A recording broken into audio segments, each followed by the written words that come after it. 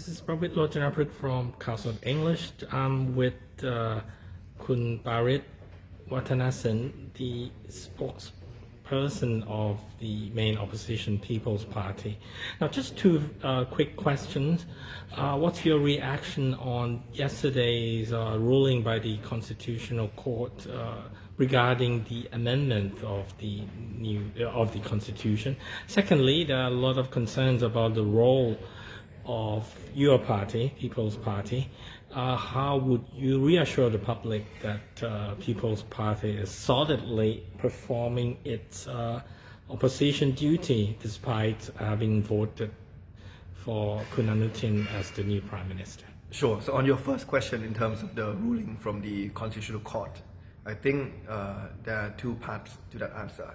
The first is that I think we believe that the ruling is problematic, both in the sense that process-wise, the court seemed to have answered a question that was not asked, as well as content-wise, the ruling that seemed to be an attempt to shut down any ideas of a fully elected Constitution Drafting Assembly. We believe that that ruling is against core democratic principles and also against parts of the ruling that was made a few years ago as well. But the second part is that in spite of that problem, what we are trying to do now is to find a way to push ahead with the process of drafting a new constitution. And at least I think we have greater clarity on the number of referendums that will need to be held, in the sense that even though there are three issues that need to be asked, the first and the second issue can be combined and asked in one round of referendum, meaning that we can move ahead with the process of doing two referendum rather than three. Right? To your second question on the expectation, the role of the People's Party, I think we remain firm that we will act as an opposition party. And I think our key priorities or key missions over the next 4 months will be threefold.